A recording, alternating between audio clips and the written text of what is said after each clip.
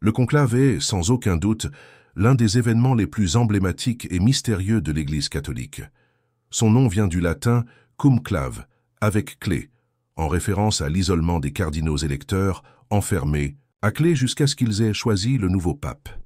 Cette tradition remonte au XIIIe siècle, après le long blocage de l'élection papale de 1268-1271, lorsque les citoyens de Viterbe enfermèrent littéralement les cardinaux pour les forcer à prendre une décision.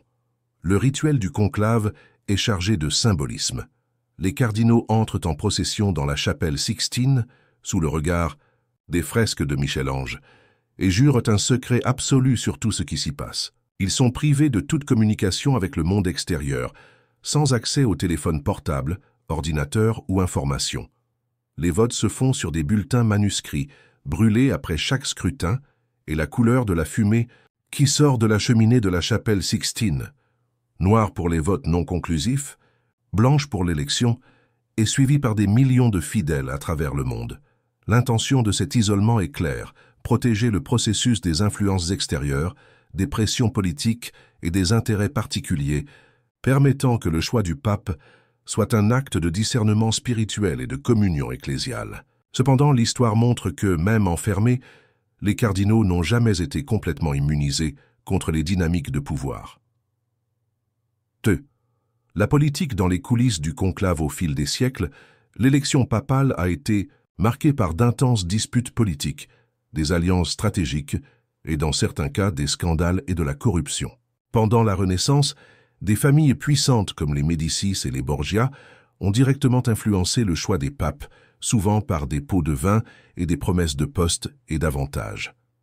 Avec le temps, l'Église a tenté de blinder le conclave contre ces influences, mais la politique n'a jamais complètement disparu. Les cardinaux représentent différentes régions, sensibilités théologiques et intérêts institutionnels. Avant même le début du conclave, il y a des réunions informelles, des échanges d'impressions et la formation de blocs, conservateurs, progressistes, modérés, représentants du Sud global, de l'Europe, de la Curie romaine, entre autres. Le conclave est donc un microcosme de l'Église, reflétant ses tensions, ses espoirs et ses défis. L'élection du pape est vue comme un moment de renouveau, mais aussi de continuité, et chaque groupe cherche à garantir que le nouveau pontife représente ses valeurs et priorités. Le dossier secret, origine, contenu et objectif. L'épisode du dossier secret représente une intensification de ces dynamiques de pouvoir. Le Better Church Governance Group, composé de catholiques traditionalistes des États-Unis, a investi environ $1 million pour collecter des informations détaillées sur une vingtaine de cardinaux considérés comme papabili. Le dossier inclut des données sur l'implication dans des scandales, en particulier des cas d'abus sexuels, la gestion financière, les prises de position publiques sur des sujets polémiques, les relations personnelles et même des rumeurs et des ragots. L'objectif est clair: embarrasser, intimider et influencer les votes, en sapant les chances de candidats progressistes comme Pietro Parolin, considéré comme l'héritier de la ligne réformiste de François. La stratégie est sophistiquée et reflète l'usage moderne de l'information comme arme politique. Contrairement au temps où l'influence se faisait par des promesses ou des menaces directes, aujourd'hui le pouvoir réside dans la capacité à façonner des récits, à susciter le soupçon et à créer un climat d'instabilité. L'impact du dossier sur le climat du conclave. La circulation de ce dossier a bouleversé l'ambiance du conclave. Les cardinaux les plus expérimentés, habitués aux disputes internes, ont tendance à relativiser l'impact, mais les plus jeunes et inexpérimentés peuvent se sentir sous pression, voire même contraints. La peur de voir leur nom mêlé à des scandales ou des rumeurs peut conduire à des changements de vote, au renforcement de candidatures alternatives ou à un allongement des scrutins. De plus, le dossier renforce la polarisation entre les blocs conservateurs et progressistes, rendant plus difficile la construction d'un consensus. Avec la candidature de Parolin affaiblie, le risque d'impasse et de multiples tours de vote augmente, ouvrant la voie à l'ascension d'un outsider, quelqu'un moins visé par les disputes internes. Ce climat de méfiance et de tension est aggravé par le contexte mondial. L'Église fait face à des défis tels que la crise des abus, la baisse des vocations la perte de pertinence sociale, les tensions géopolitiques et la nécessité de dialoguer avec un monde de plus en plus pluraliste et sécularisé. 5. Le secret du conclave et ses limites. Le secret du conclave est l'une des marques de fabrique du processus, mais son efficacité est limitée. Au fil de l'histoire, il y a eu des fuites, des pressions extérieures et même des tentatives d'espionnage. Rois, empereurs et gouvernements ont déjà tenté d'intervenir dans les élections papales, et au XXIe siècle, la vitesse et la portée des informations ont rendu le processus encore plus vulnérable. Le dossier secret n'est que la face la plus visible d'une lutte de pouvoir qui se déroule dans les coulisses de l'Église. Il révèle le degré de fragmentation interne, la lutte entre différentes visions du monde et la difficulté de concilier tradition et modernité dans une institution vieille de plus de 2000 ans.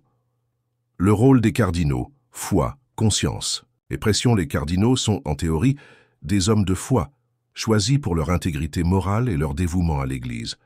On attend d'eux qu'ils votent guidés par l'Esprit Saint, mettant le bien commun au-dessus des intérêts personnels ou de groupe. Cependant, ils sont aussi des êtres humains, sujets à la peur, à l'ambition et à leurs propres limites. La circulation du dossier met à l'épreuve la maturité spirituelle et psychologique des cardinaux. Ils doivent discerner entre informations légitimes et tentatives de manipulation, résister aux pressions et garder le cap sur la mission supérieure de l'Église. Pour les plus expérimentés, l'épisode peut servir de test de résilience. Pour les plus jeunes, c'est une dure leçon sur les réalités du pouvoir ecclésiastique. Les conséquences pour l'Église catholique. L'impact du dossier secret va bien au-delà du résultat immédiat du conclave. Il expose les fragilités institutionnelles de l'Église, sa vulnérabilité aux pressions externes et internes et la nécessité urgente de réformes pour garantir plus de transparence, de responsabilité et de participation. Si le prochain pape est élu sous l'ombre de soupçons et de manipulations, son autorité pourra être remise en question dès le début, rendant difficile la mise en œuvre de changements et la gestion des grands défis contemporains, crise des abus, baisse des vocations, perte de pertinence sociale et tensions géopolitiques. En revanche, si les cardinaux parviennent à résister aux pressions et à choisir un leader capable d'unir l'Église, l'épisode du dossier peut devenir un tournant, impulsant un renouveau institutionnel et spirituel. L'avenir de l'Église. Entre tradition et renouveau, la crise du conclave actuel reflète un dilemme plus large. Comment l'Église catholique peut-elle préserver son identité et sa tradition face aux exigences d'un monde en rapide mutation? L'épisode du dossier montre qu'il ne suffit plus de compter sur le secret et la spiritualité. Il faut renforcer les mécanismes de gouvernance, de transparence et de dialogue interne. Le prochain pape aura pour mission de restaurer la confiance, de promouvoir la réconciliation entre les différentes tendances et de diriger l'Église dans un contexte mondial de plus en plus complexe. Cela exigera du courage, de la sagesse et une ouverture à la nouveauté, sans perdre de vue les fondements de la foi chrétienne. Le rôle des fidèles et de l'opinion publique. Autre aspect fondamental est le rôle des fidèles et de l'opinion publique. Dans un monde hyperconnecté où les informations et la désinformation circulent en quelques secondes, la perception de la légitimité du conclave et du nouveau pape sera cruciale pour l'autorité morale de l'Église. Les scandales, les soupçons de manipulation et les disputes internes peuvent éloigner les fidèles, nourrir le scepticisme et affaiblir le rôle de l'Église comme référence éthique et spirituelle. En même temps, on observe chez les catholiques un désir croissant de participation, de transparence et de dialogue. Les mouvements de base, les groupes de femmes, de jeunes et de laïcs réclament une Église plus ouverte, inclusive et engagée face aux défis du XXIe siècle. 10. Perspective pour le nouveau pontificat. Le nouveau pape héritera d'une Église en transition, marquée par des défis internes et externes. Parmi ses priorités figureront la lutte contre les abus et la promotion de la justice. La crise des abus sexuels reste une blessure ouverte. On attend du nouveau pape une tolérance zéro, des mécanismes efficaces de prévention et de sanction, ainsi qu'un accueil et une réparation pour les victimes. Réforme de la curie et transparence financière, la gestion des biens de l'Église et la transparence des processus administratifs sont des demandes récurrentes, surtout après les scandales récents. Dialogue interreligieux et œcuménique. Dans un monde marqué par les conflits religieux et la polarisation, le pape joue un rôle central dans la promotion de la paix, du dialogue et de la solidarité. Inclusion et renouveau pastoral. L'Église doit dialoguer avec les nouvelles générations, avec les femmes, avec les pauvres et les exclus, en renouvelant son langage et ses pratiques pastorales. Défense des droits humains et de l'environnement. Le pontificat de François a mis en avant l'importance de la justice sociale et de l'écologie intégrale, des thèmes qui doivent rester au centre de la mission de l'Église. 11. Réflexion finale.